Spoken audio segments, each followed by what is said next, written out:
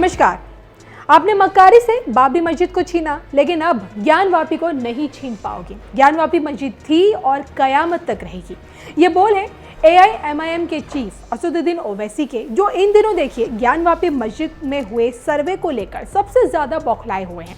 अपने तल्ख तेवरों में ओवैसी ने साफ कह दिया है, बाबरी मस्जिद को खोया है, लेकिन अब दूसरी मस्जिद हरगिज नहीं खोएंगे। लेकिन सर्वे में मस्जिद से मिल रहे मंदिर से जुड़े सबूतों का क्या, जो अब पूरी दुनिया के सामने आ जाएंगे। जी हाँ, ज्ञानवापी मस्जिद के सर्वे का काम खत्म हो चुका है। 3 दिनों तक चले इस सर्वे में हिंदू पक्ष की तरफ से जितने भी दावे किए गए, जितनी ही बातें कही गई, उन्हें भले ही मुस्लिम पक्ष नकारता आया हो, लेकिन अब ठोस सबूतों के साथ हिंदू पक्ष ने मस्जिद में बाबा विश्वनाथ की मौजूदगी के संकेत दे दिए हैं।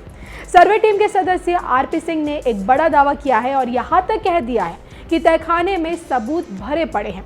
सर्वे टीम के सदस्य RP सिंह के हवाले से ये कहा जा रहा है कि हिंदुओं के सारे प्रतीक और सबसे अधिक सबूत तो तहखाने में मिले हैं, जो पूर्णतः सुरक्षित हैं। तहखाने में जो मलबे हैं, अगर उनकी अच्छे से जांच हो जाए तो बहुत सारे सबूत मिलने की उम्मीद है।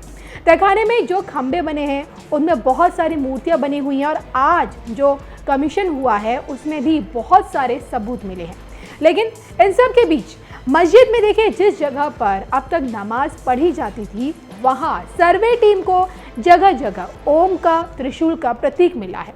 हिंदू धर्म से जुड़े हुए बहुत सारे चित्र पत्थरों पर हैं, जो पेंटेड नहीं है बल्कि पत्थरों पर बने हुए हैं। और कई जगहों पर तो देखिए संस्कृत के श्लोक भी मिले हैं और मलबे के सामान का ही उपयोग करके गुंबद बनाया गया और बस थोड़ी बहुत ईंट से जुड़ाई की गई है, लेकिन ज़्यादातर मलबे का ही उपयोग हुआ है। तो ये तमाम दावे देखिए सर्वे की टीम की तरफ से किए जा रहे हैं। हालांकि देखिए, इन तमाम दावों की पुष्टि तब तक नहीं की जा सकती जब तक कोर्ट के सामने सर्वे टीम रिपोर्ट पेश नहीं करती।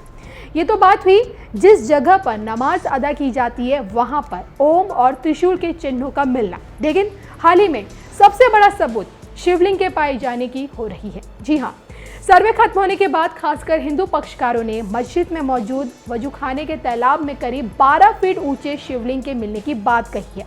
दावा किया जा रहा है कि मस्जिद में बाबा मिल गए हैं, वहीं बाबा जिनकी नंदी प्रतीक्षा कर रहे थे। जैसे ही मस्जिद परिसर में देखिए शिवलिंग मिला, वहां हर हर महादेव के नारे लगने लगे, लोग खुशी से नाचने लगे, झूमने लगे और अब पश्चिमी दीवार के पास जो मलबा है उसकी जांच की मांग उठाई जाएगी। हर हर महादेव, जय विश्वेश्वर महादेव की जय। जिस प्रकार से 1585 में महाराजा टोडरमल ने विश्वेश्वर महादेव के मंदिर का निर्माण कराया था, जिसके बाद औरंगजेब ने 18 अप्रैल 1669 को किस प्रकार से पूरे मंदिरों को तोड़ने का काम किया, लेकिन नंदी वहीं बैठी हैं द्वार पे बैठ करके मस्जिद की तरफ देख रही थी। अब जब सर्वे हुआ तीसरे दिन, जैसे कि खबर हमें आ रहा है कि जहाँ पे मुसलमान भाई वजू करते हैं, वजू के जब जल को हटाया गया वहाँ से ही शिवलिंग मिला। मतलब ये साफ है कि नंदी का मुख जिधर था, सामने शिवलिंग। आप जरा सोचो, नंदी चीख चीख के कह रही थी कि इसको दिखाओ, इसको शिवलिंग को, जो भगवान विश्वेश्वर महादेव हो उनका भव्य मंदिर बने, इसलिए इशारा कर रही थी कि भगवान शिव का ये मंदिर है।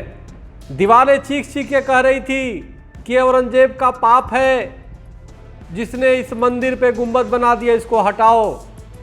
आज न्यायालय का मैं धन्यवाद देता हूँ, न्यायालय ने उस परिधि को सील करने का भी आदेश दे दिया है।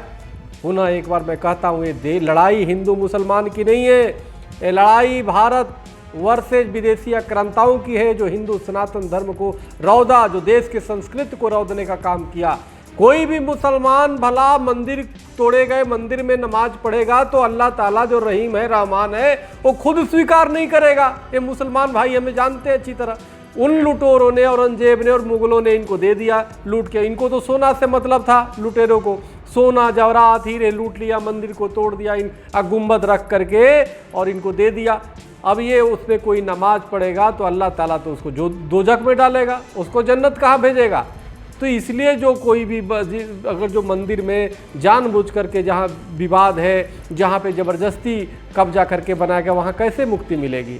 कैसे जन्नत मिलेगी, वो तो जहन्नुम में जाएगा। जब पहले दिन देखिए मस्जिद में सर्वे किया गया तब 4 में से 3 तहखानों को खुलवाते वक्त सांप निकला था। सवाल उठने लगे कि आखिर मस्जिद में ये सांप कहां से आया, और जो कि देखिए हिंदू मान्यता ये कहती है कि जहां शिव होते हैं वहीं नाग देवता वास करते हैं। इसके बाद तो देखिए शिवलिंग की मौजूदगी का लोगों को एहसास होने लगा और अगले ही दिन वजूखाने में शिवलिंग के होने की बात सामने आई, जिसे लेकर कोर्ट से उस जगह को सील किए जाने की भी मांग उठी है और कोर्ट ने भी देखिए इसे मंजूरी दे दी है।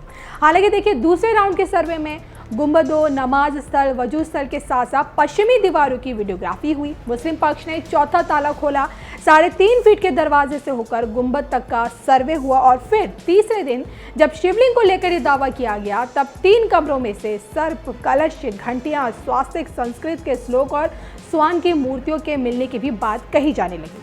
तो कलश, घंटियों से लेकर शिवलिंग तक मस्जिद में इन तमाम चीजों की मौजूदगी के अब दावे किए जा रहे हैं। हालांकि देखिए इन दावों में कितनी सच्चाई है ये तो देखिए कोर्ट में जब रिपोर्ट पेश होगी उसके बाद ही साफ हो पाएगा।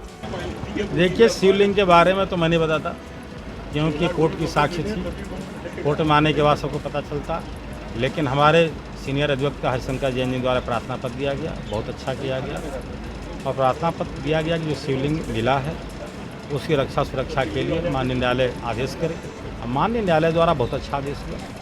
उन्होंने आदेश किया कि जिला मजिस्ट्रेट वाराणसी को तत्काल प्रभाव से आदेश किया है कि शिवलिंग जो प्राप्त हुआ है उस स्थान को तत्काल प्रभाव से सील कर दें। तो देखिए इन तमाम दावों और कथित सबूतों के बीच ओवैसी 1991 के places of worship special provision act का राग अलाप रहे हैं, जो ये कहता है कि देश में देखिए सभी धार्मिक स्थलों की स्थिति वही बनाए रखी जाएगी जो 15 अगस्त 1947 को थी। तहखानों के खुलने के बाद अब सुनवाई के दौरान कोर्ट के सामने जब ज्ञानवापी मस्जिद के तमाम राज एक एक करके सामने आएंगे तब संविधान और कानून की बात करने वाले ओवैसी अपनी बातों पर कितना कायम रह पाते हैं, अब ये देखना बाकी है। मेरी इस बात पर सोचिए, अगर इसमें सच्चाई है तो आप मेरा साथ दीजिए। अगर आपको लगता है कि असदुद्दीन ओवैसी लफ्फाजी कर रहा है तो आप उसको मुस्तरद कर दीजिए, मगर मेरा मानना यह है कि आप अपने वोट से, अपनी समाजी सूझबूझ से, अपने असर और रसूख से आप अपने नुमाइंदों को कामयाब कर सकते। यही बात मैं आपको कहने आया हूं, यही बात मैं आपसे गुजारिश करने आया हूं और आपको ये भी बताने आया हूं और हुकूमत को भी ये बता रहा हूं कि हमने एक बाबरी मस्जिद को खोया, अब दूसरी मस्जिद को हरगिज नहीं खोएंगे। याद रखना, तुमने मक्कारी और अय्यारी से इंसाफ का कत्ल करके तुमने हमारी मस्जिद को हमसे छीना, अब दूसरी मस्जिद नहीं छीन पाओगे। याद रखो, अब हम तुम्हारी इन बातों का भरोसा नहीं करने वाले।